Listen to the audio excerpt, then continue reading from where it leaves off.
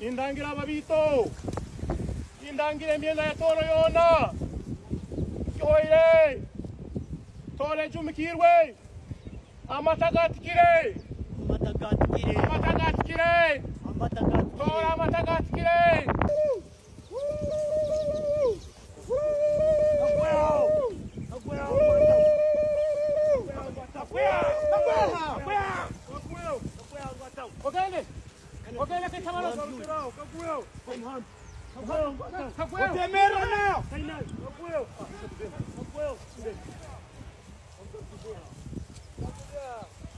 Emikolo egikulembera nga Omukama avudde mu bulamu obw'ensi eno n'obulombolombo bwe twogerera ebimu bitandise okubeera ng'ate bikolebwa era ng'emikolo gino egisinga gikolebwa abantu oba abalangira abava mu lubu lw'Ababiito era ng'olunaku olwaleero omukolo ogwo gwe tutandise nagwo wandibadde oguyita omukolo ogw'okubikira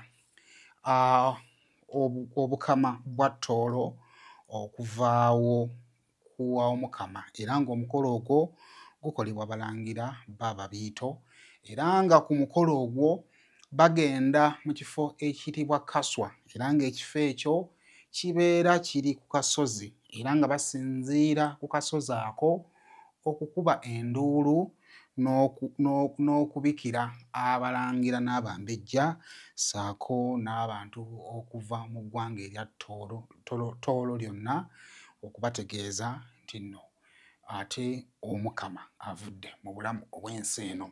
We twogerera embeera ekyali ya kinnyikaggobe mu ggwanga lyonna wadde nga buli kaseera wabaawo ebintu eby'enjawulo ebyongera okubeera ng'ate bidivelopinga. We twogerera oluvannyuma lw'obulwadde bw'Omukama obutategeezebwa mu butongole eri abalangira n'abambejja mu Bukama obwa Tooro, waliwo abalangira abatali bamativu n'engeri obulwadde bw'Omukama gye bwayisibwamu era nga n'abamu bawaliriziddwa okulumiriza omuhiikira oba gw'oyinza okuyita Katikkiro oba gw'oyinza okuyita Katuukiro olw'okuvaayo n'abalimba nti nno Omukama yali ali ku lugendo olutegeke olwa bizinensi n'okusoma era ne bagenda mu maaso n'okumuvunaana olw'okujeemera ebiragiro bya Ssaabalangira bye yali awadde emabegakaawo. Awo nno nawo waliwo developments eziriwo ate era mu ngeri y'emu bwe nabasomedde ekiwandiiko ekyasoose eky'omuhiikira kye yataddeyo ng'abikira obukama bwa Tooro olw'okuvaawo kw'Omukama yali wansi ng'anaatera okumaliriza yataddewo ekigambo ekiyinza okuba nga kyakanze ne kyewuunyisa naddala abantu mu bukama bwa Tooro naddala abava mu bika ebyo by'oyinza okugamba nti nno bikola okusalawo okw'amaanyi bwe yalangiridde nti Omukama agenza okuva mu bulamu bw'ensi eno ng'alina omulangira era n'abategeeza nti omulangira oyo ajja kuba ng'abalagibwa mu kaseera akatuufu. Era waliwo abavuddeyo ne basaba bannyonnyolwe omulangira ayogerwako yajja ddi era lwaki twekisiza yasukka omulangira oyo ng'azze. Kyokka ate ne luuyi olulala wandibanga waliwo ebika ebitandise okuggyayo emitwe nga bigamba nti nno obw'Obukama tebubadde bwa oyo nnyimba Kabamba Igulu wabula bwa institution ey'Obukama era ng'abadde alina Obukama bw'aba avuddewo aba omukisa guba gulina okuddayo mu institution ebika ne bituula ne biraba ani agwanidde okubeera Omukama. Amateeka ne constitution y'Obukama okusinziira ku kye twasembyeyo okulaba oba okuva ku jjajja w'Omukama okiraba nti nno abadde nga taata aweereza entebe n'agiweereza omutabani. Ekibuuzo abavuddeyo n'abaleeta amaloboozi ago bayinza kubanga ate bava ku ki. Abantu ab'enjawulo paka nakati bakyagenda mu maaso okubeera nga ate beesomba mu lubiri e Kaaluziika then ne wano e Buziga Munyonyo mu kugenda mu maaso okubeera nga ate bakubagiza famire ate n'Obukama okutwaliza wamu olw'okuvaawo kuwa Omukama oyo nnyimba Kabamba Igulu. Tugenda tambulirako naawo ate mu episode yaffe eno tulabe biyinza kuba ebintu bigenda kuggweerawa era tugenda kubanga tubimaliriza tutya. Ekifuba kikulemeddeko kikusiiwa kiraakira tekikutuka obussa bubi naawe alina ssenyiga nga takuggwako kozesa Lugave Cough and Flu Syrup ate gwe alumizibwa alusazi nga zikuyisa bubi ofuna ekikeeto oba gaasi mu lubuto gwe kozesa Lugave Alusa Syrup musange mu pharmacy ne drug shops zonna lyakakasibwa National Drug Authority. Obadde onoonya engeri gy'ogenda okufunamu visa oba okutambuza empapula naye nga tolina wakutandikira kati nkwanjulira Service e-Visa be bokka bakakasibwa okukola ku visa processing oba kiyita okuyambako ku bipapula ebisaba visa, embassy appointment booking, okuyambako okufuna appointment ku embassy ez'enjawulo, invitation letter processing, document guidance and submission support, students visa, work visa, visit visa ne tourist visa mu mawanga ga Europe gonna omuli German, Italy, France, Australia, Netherlands ne Canada, New Zealand ne mu UK, Dubai n'ensi endala nnyingi. Toddamu kubonaabona nga Service e-Visa weeri. Tusangibwa Zana ku Ebenezer Mall oba tukubira ku 0746 62 553 oba 0774 699 44 ne ku email yaffe serviceevisa41@gmail.com. Bw'olowooza ku visa ne ku mpapula ezikufulumya eggwanga lowooza ku Service e-Visa. Kale nyongera kubanga ate nkwaniza ku Same Official n'enkwebaza okubeera nga ate otwegasseeko yonna gy'osinzira okubanga ate otulaba weebale nnyo weebalire ddala okubanga ate otulaba naddala mu wiiki eno efuuse ekizibu. Wiiki eno yeyatwala Dolly Parton oyo omuyimbi. Kaakati ate waliwo by the way ne Kabaka omulala Kabaka oyo Wennowe, yes I think Wennowe naye avudde mu bulamu obw'ensi eno. King Harold Wennowe ng'ennaku z'omwezi 28 naye alangiriddwa okuba nga avudde mu bulamu obw'ensi eno lwakuba nti ye abadde akuze mu myaka avudde mu bulamu bw'ensi eno. Katono nnyo kansooke nkuweeko ka video katono nnyo. Breaking news to bring you now, coming to us out of Oslo, and it has been announced that King Harald V, the King of Norway, has died. He was receiving treatment in hospital for at least 10 days for a rare blood condition, and it has now been announced in the past few minutes that the 89-year-old has succumbed to his illness. He was the oldest head of state in Europe, having taken the throne in 1991. His son, the successor Crown Prince Haakon, has actually been serving as a regent while his father was receiving treatment. This news coming to us out of Oslo, that the age of 89, King Harald, Europe's longest serving head of state, has died. Ebyo bwe bityo bwe biri ndowooza mubirabe. Kakati emikolo egy'enjawulo Omukama bw'aba avudde mu bulamu obw'ensi eno mingi egikolebwa era ndowooza nga bwe ginaagenda mu maaso okubeera nga gikolebwa tujja kugenda mu maaso okubeera nga ate tugibawa. Kakati egimu ku mikolo egikolebwa kwe kuli omukolo ogumanyiddwa nga okujumika eŋŋoma. Kati wano munansonyiwa naye ndowooza nja okugezaako comparing, we shall compare notes. By the way, okimanyi nti King oyo mu era eno ey'aba millennials ne Gen Z ye mukulembeze ow'ennono asembedde nnyo okuva mu kingdoms ez'amaanyi. Of course wala bali baba naye okuva mu kingdoms ez'amaanyi eyakafa Yes, Kyabazinga wa Komuloti yafa naye ndoze yafa mwaka ki? Yafa mu 2000 mmeka kamala okulaba wano wa Komuleki. Nojja kusanga nti abasinga twali tukyali baana bato. When did wa Komuleki die?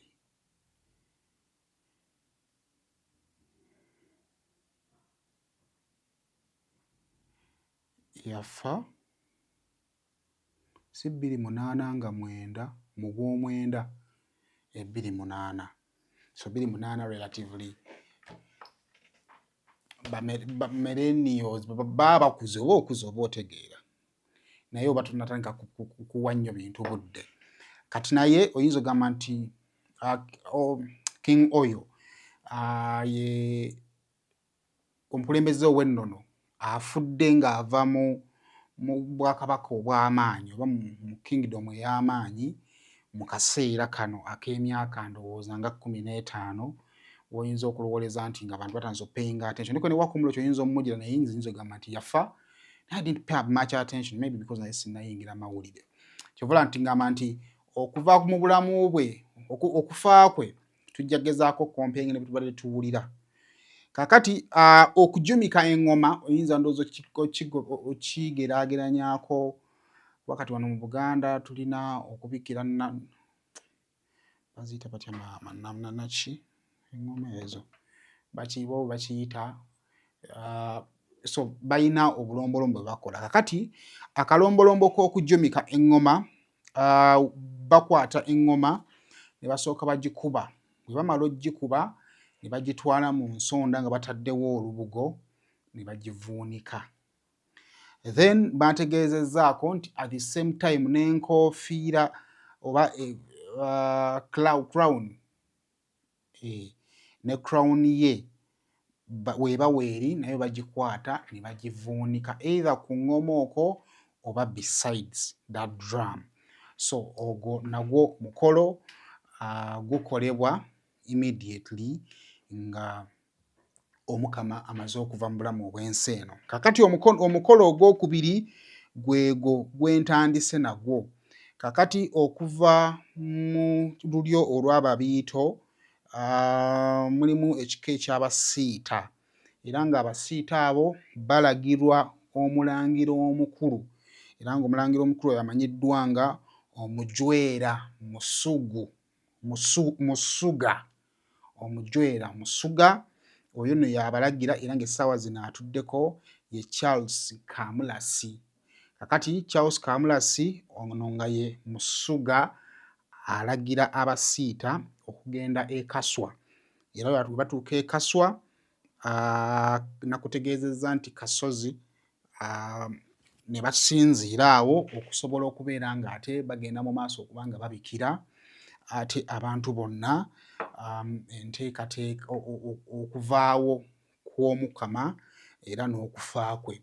Kakati nagwo ogwo omukolo bwe tugenza okulikoodingira vidiyo eno nga nagwo gumaze okubeera ng'ate gukolebwa. Kakati abakulu bagenze mu maaso okubeera ng'ate bakola emikolo egyo bavuddeyo ne batutegeeza nti emikolo gyonna egiri mu busobozi bwabwe babadde basobodde okuba nga bagikola. Eno miitingi ngiyeesera n'ekigendererwa kintu kimu kyokka kumanyisa emyenda ya Tooro officially ng'Omukama atulize. Kandi mu busobozi bwange nka Musuga w'Omukama bwa Tooro ningoza kukora declaration yeno hati. Nindagira omujaguzi n'abajaguzi baabo ogende otemba Akaswa orangire Abatooro otere nduru Omutooro agihurire nabwe tumukusaba siri mukabwango ogenda okole kintu nindangira Ababiito nindangira emyenda ya Tooro yona tuhoire Tooro ejumikirwe Amatagatikire. Amatagatire. Amatagatikire. Amatagatire. Tora amatagatikire. Ababito. Iguru lya bonza. Toire. Emyenda ya toro. Toire. Amatagatikire. Ala wendu.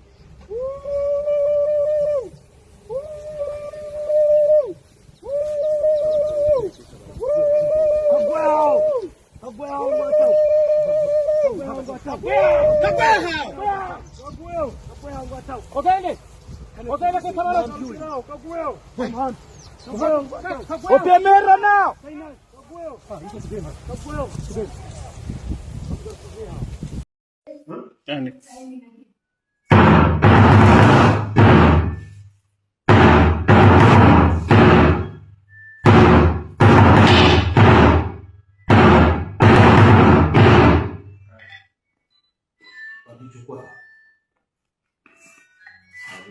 Nanyote.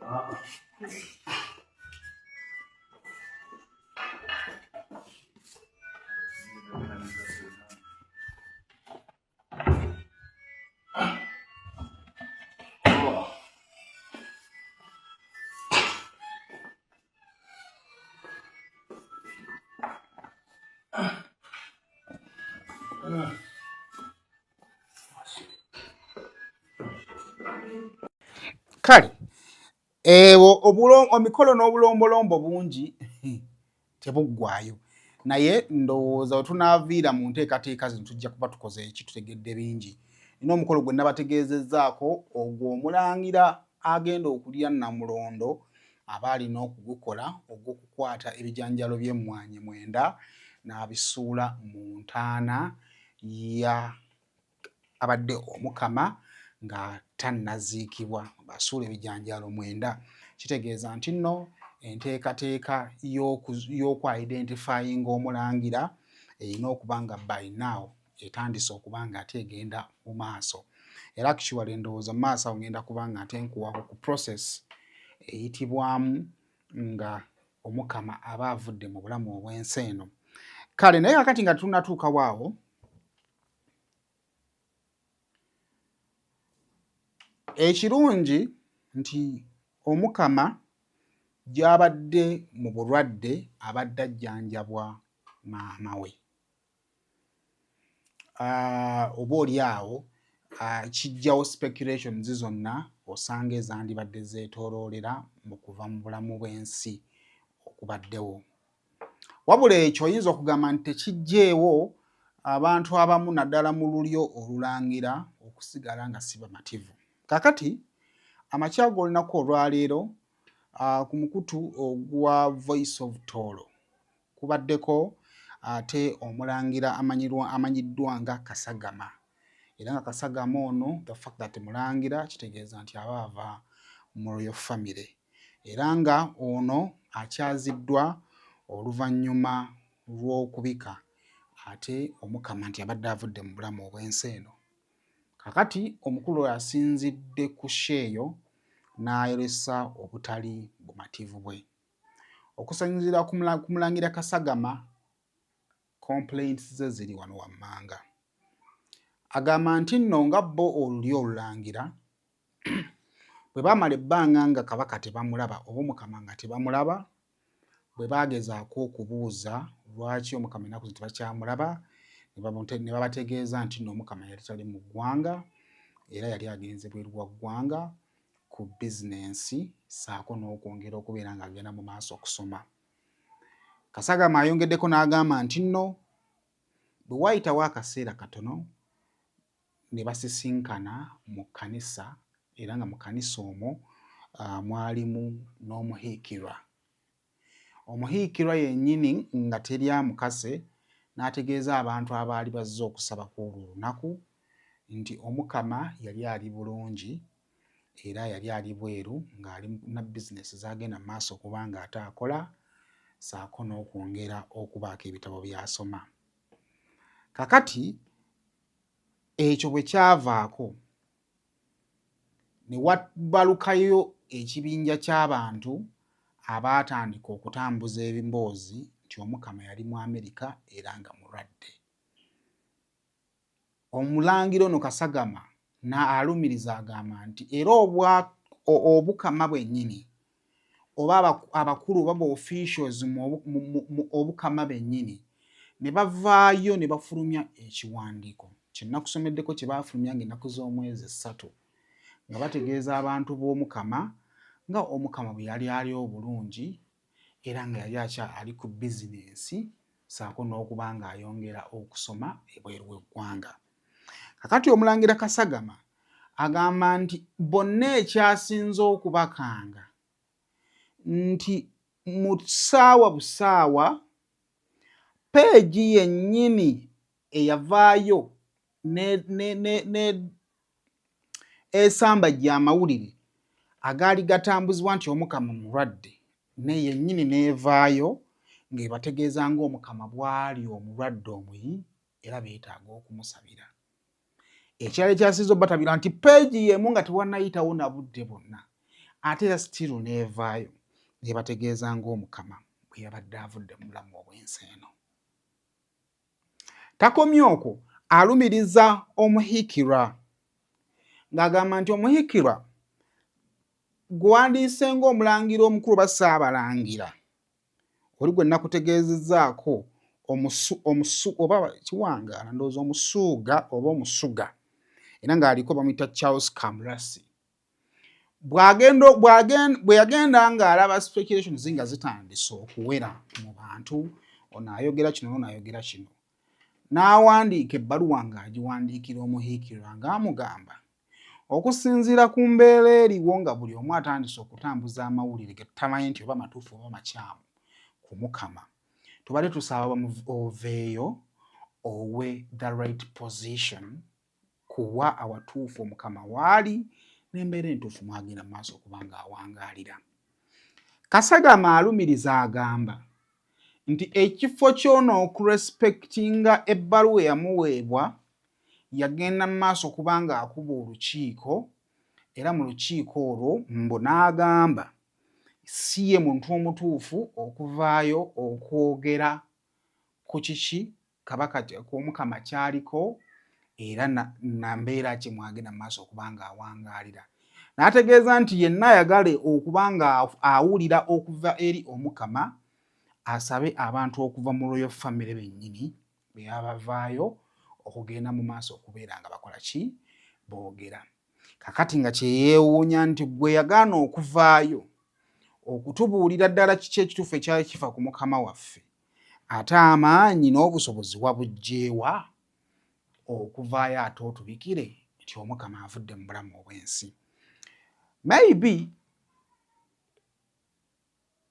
kakati ekizibu ekiriwo ekitannamanyika kubanga wabanga n'omuhikirwa tali mu position ebuulira abantu nti nno omukama mulwadde kitegeeza nti alina order gye yali akola ki azijja ate ng'emikisa mingi order yali azijja okuva ewa Queen Mother Best Kemigisha. Kakati ekitannategeerekeka era namwo nga kibasinziddeko omulangira Kasagama gy'agambye nti balindirira kulaba baluwa z'abasawo ezigenda okujja postmortem report egenda okuba ng'emugirako bamanye kiki ekituufu ekiyinza okuba nga kyaviiriddeko omukama okuba ng'ava mu bulamu obw'ensi eno. Wabula still ekikyabuuzibwa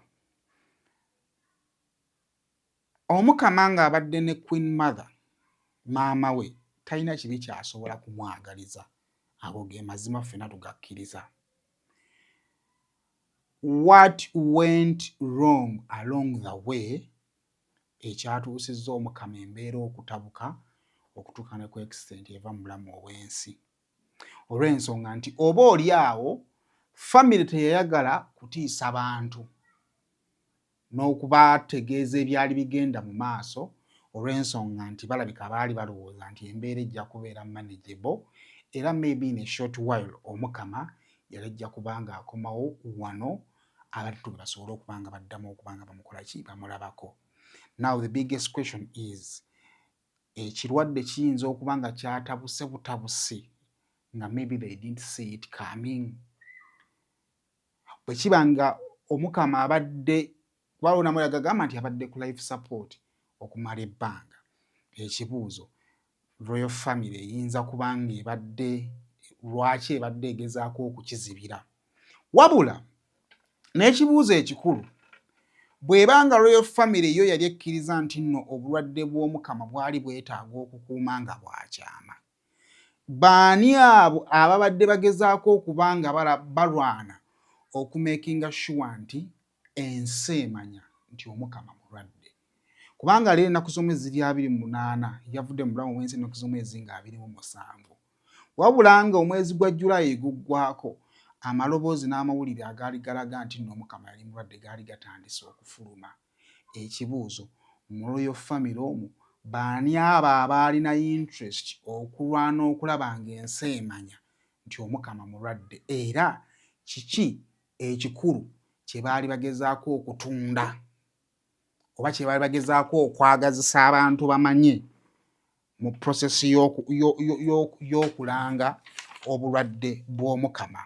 So ebyo tugenda kubanga ate tubirinda okulaba, of course okulinda ripooti y'abasawo okumanya kiki ekyandibaddewo. Kakati era omukulu ono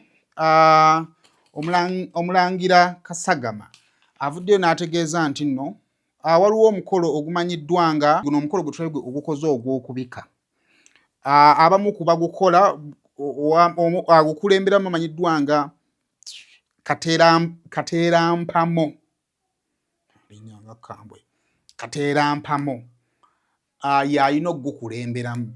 Okusinziira Kasagama ku information gy'awadde ategeezezza nti okufa kw'omukama ebweru w'eggwanga ne batamanya ddi lwafudde kireetedde omukolo guno obutakolebwa mu budde, kubanga okusinziira ku ye omukolo ogwo gulina okukolebwa as omukama yakava mu bulamu obw'ensi eno. Naye kale ebyo bye biri ku ground essaawa zino ng'abantu abamu bakyagenda mu maaso okubeera ng'ate beebuuza ddala lwaki kyali kyetaagisa okusirika.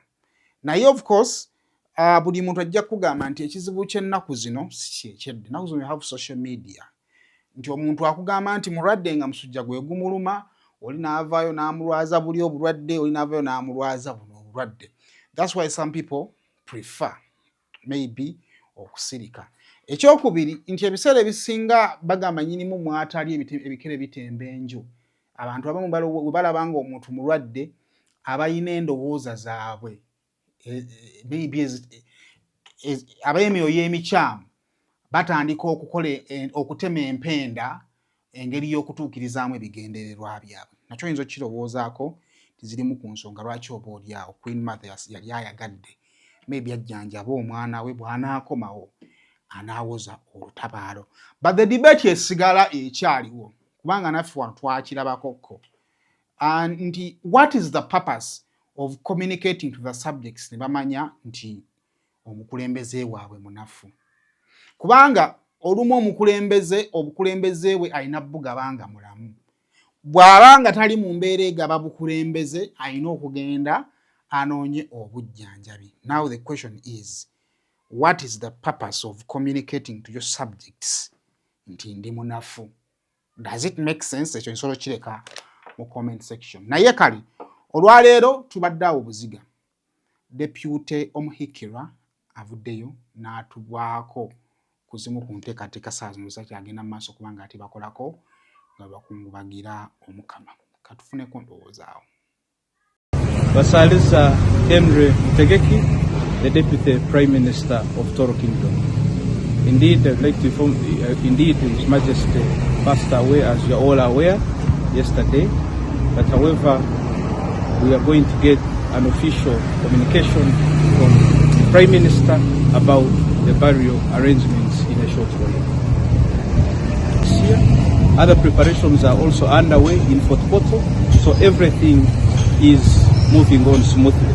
So we expect any time from now communication from the Right Honourable Prime Minister to talk to the nation and inform the nation on the preparations, how far they have gone and the way forward. Your patience and soon you'll be communicated soon. So the kingdom is currently sitting with the government? Absolutely, absolutely. The kingdom is working hand in hand with government to make sure that all goes well. eri ggwe aweddemu essuubi obutuuze buganye okoze ku mpapula emyaka n'ebisiibo olemereddwa onoonyezza emirimu giganye n'empapula ze ez'obuyigirize zinaatera okumerako empumbu neegattaako mu kunoonya mukama nannyini myoyo egy'omu mazzi ofuuke ow'eddembe ng'abaana b'abantu amaka agaweddemu essanyu n'eddembe osuubiziddwa ensi n'eggulu endwadde zijjudde mu maka neegattaako mu kwegayirira oyo nannyini myoyo gy'ensozi ensolo n'amazzi nze omukadde w'oluleeba nooti 789 12 17 11 nooti 789 12 17 11 oyo ali waggulu ennyo nannyini myoyo gyonna akka eri emibiri gyonna. Millennial Logistics and Outsourcing be bannoggwa omusuubuzi ali e Uganda ng'oyagala okutumya emmaali okuva e China ekutuukeko ku mulyango. Aba Millennial Logistics and Outsourcing bakuguliza emmaali okuva e China nga ne bw'oba oyagala kugula butereevu okuva ku kkolero ng'oyogera bwogezi ky'oyagala nga bo banyeenya ngobero. Emmaali ne bw'eba ejjira ku nnyonyi oba ku mazzi bo bagitikka ate nno ne bagituusa nga nnamba ne bakwewaza okuyombera enkolo. Bano bw'obakwasa emmaali yo oba obakwasizza kibyago serengeta mu Nkulubagga kubanga ekuumwa bulungi okuva gy'eva okutuuka gy'eraga. Ennamba z'essimu zino bw'ozikoonako onooba weewonyezza embeera ya kirazamwoyo ng'ebbwa eridda mu nkovu.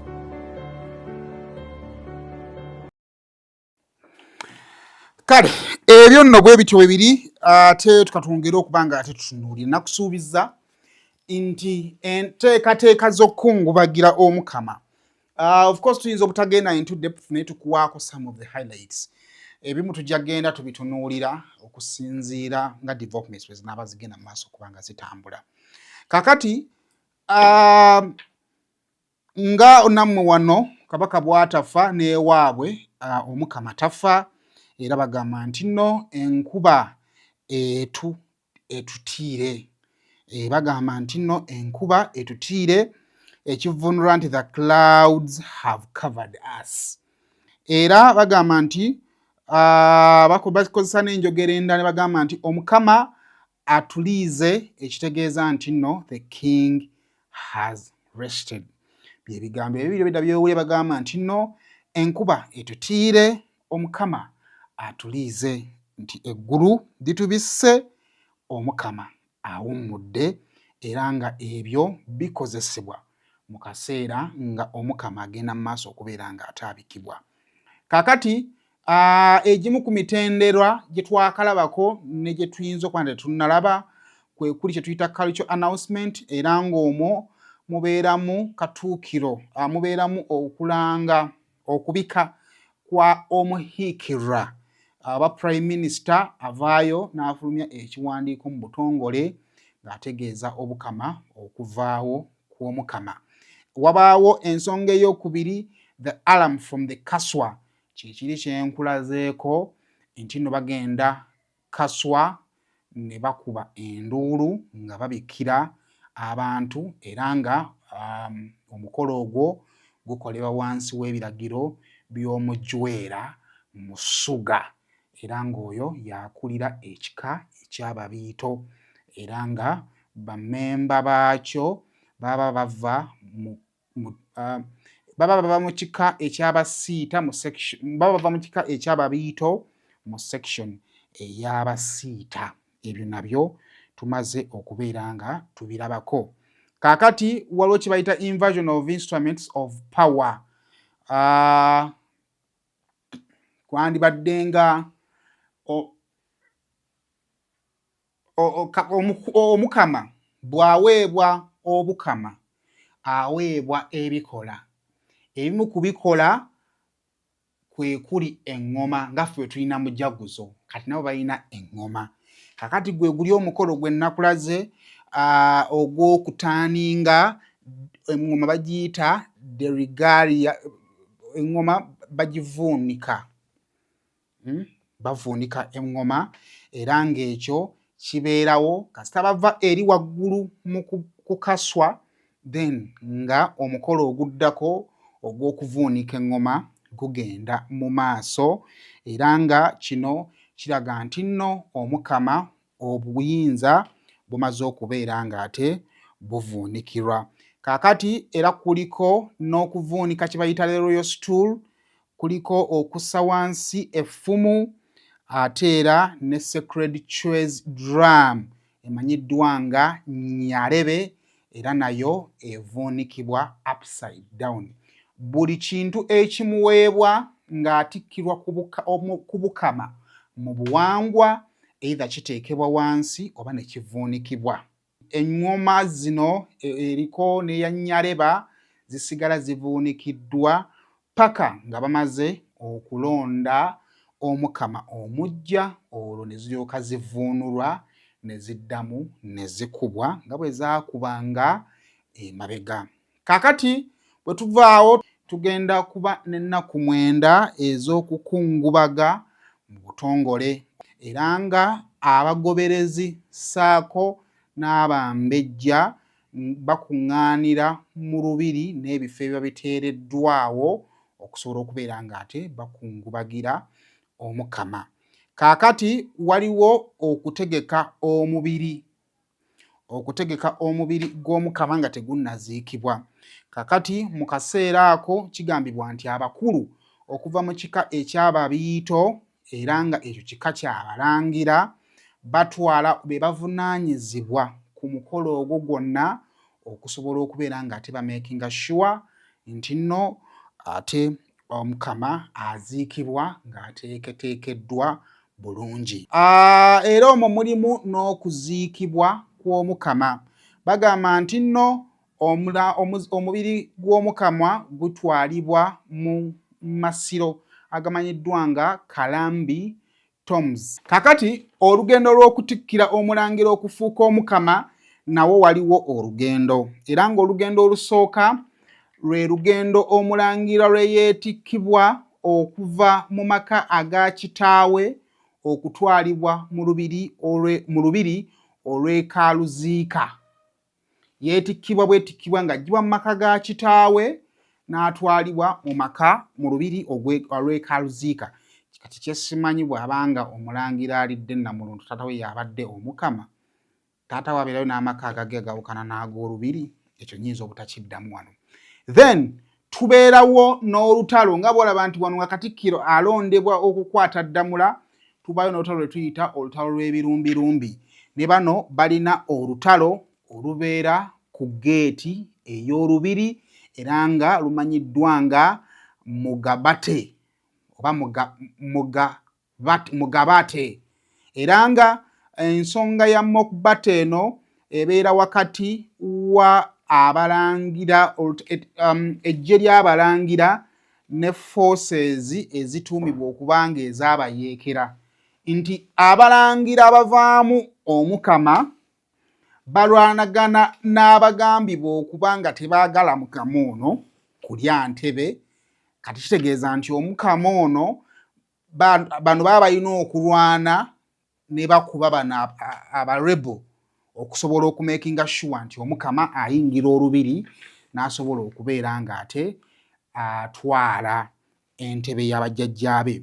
Bw'amala wangula olutalo olwo ate agenda ku stage endala gy'oyinza okuyita the divine test oba emanyiddwa nga omusuga calls.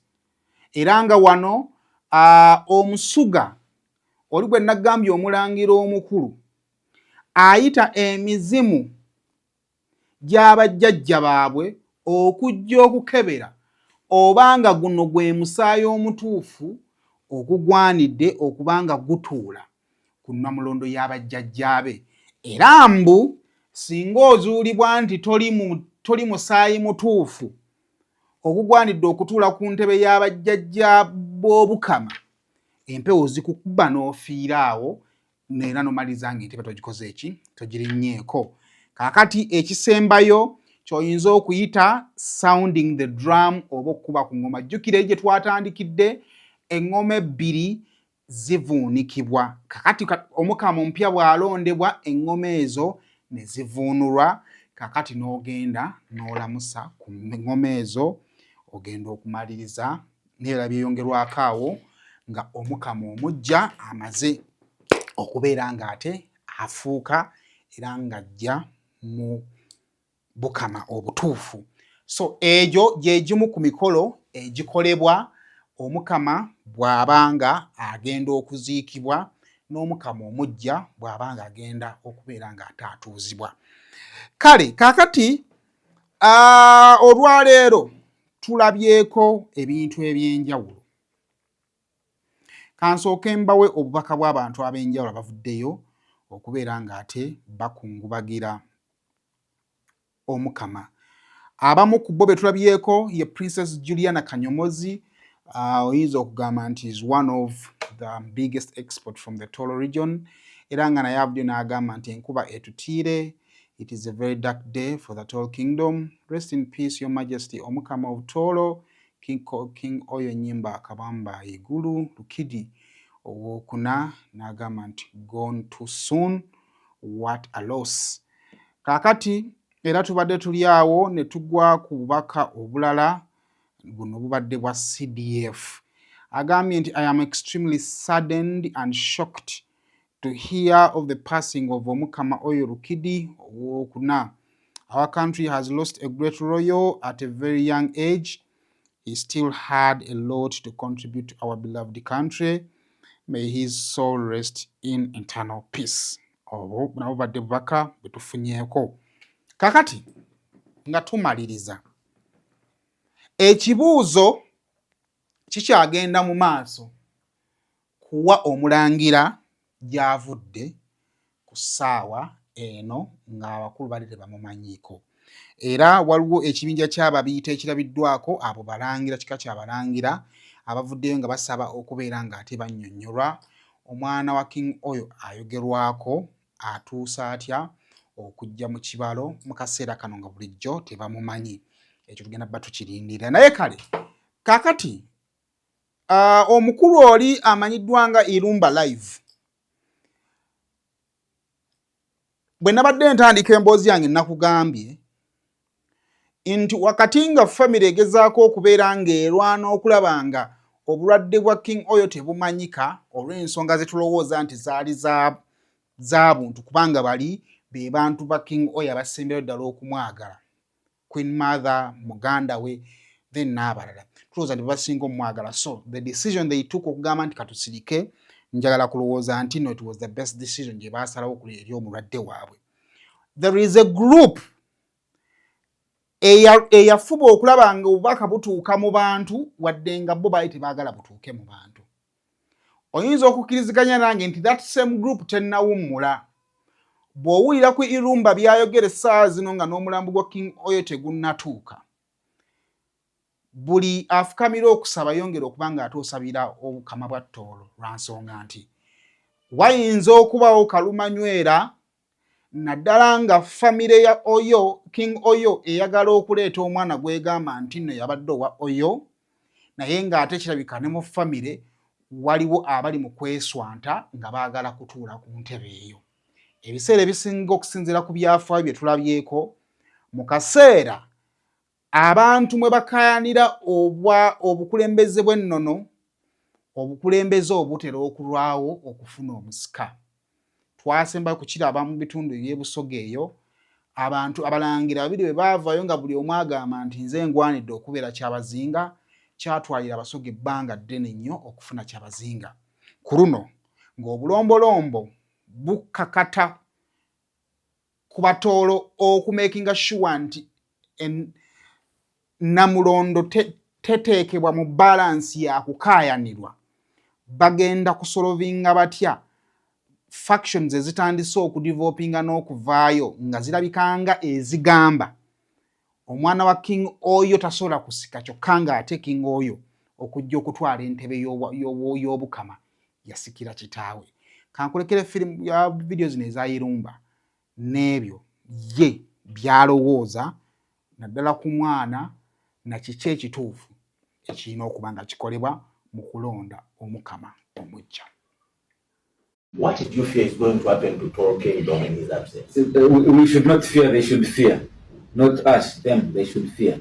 Because they have started manufacturing a son in 1 hour. They have started manufacturing a hair. When a king is born, the world knows. When a king is born, the world does what? Actually, I was coming there as a grounded journalist. When a king is born, the world knows. And the world shakes. That's why when Semakoke was born, he was introduced to the world. Now the world knows there is a prince. What if they were planning to introduce this? Now, then I don't understand. But when I said when a king is born, the world there are signals. Right now you phone me on phone. Even right now you can see the phones are calling. Yeah. There is a very large group of Babito, the ruling clan in Toro, who are saying, okay, if you had hidden this son from the public, we are not public, we are family. How come we've never known? Okitega chibategeza inti tosobola gamba nti waliwo omusika nga naye ne family ye temanyi bw'oba okikwesaba irumba bakapere family ye teekwa kumanya kati family yenyini bankubira sibagamba balimba kati family we bagamba balimba bankubira amazima nzikiriza ntya nze kapere nzikiriza ntya ababitu de babitu the ruling clan they are calling me, they are saying oyo balimba tumutwale ku DNA. What could be behind it? Baba ngayazalibwa ne bamukweka ate ne bamukweka nafe family ye twe twalitegedde. You understand what they are saying? So they are saying two things. Even if it is true that he's first thing they want to do DNA and not one DNA, multiple and from different countries. But even if it is found out that it's true he's a son, the second thing is even if you're a son, it is not an automatic ascendance to the power, to the throne. Toro Kingdom, the kings, I've told you there are so far 15 kings. All those kings, their children and their children's children have a right to the throne. They can be leaders. So nobody tells you that the king of Toro will only come from Matthew, David Kaboyo. First of all, George, Rukidi George, then Matthew, the father of David, Matthew Kaboyo. So even if this is a true son of Oyo, the next debate is, does he automatically qualify to be the heir? No, he can be a heir of Oyo's private properties and Oyo's family. You get it? But he may not be automatically a heir to the throne. The throne is not for Oyo. The throne is for the kingdom of Toro. Toro Kingdom is not Oyo. Make a difference. Toro Kingdom is not what? Oyo. Is not Oyo. Toro Kingdom is an institution. The royal members, the Babito ruling clan, have other families with children who can offer themselves. I want you also to remember that even when the father of Oyo died in 1995, there was a debate on who becomes the next king. There was a debate with the family. They finally zeroed on Oyo because he was 3 years. The people were pleased why. But even when Oyo was enthroned,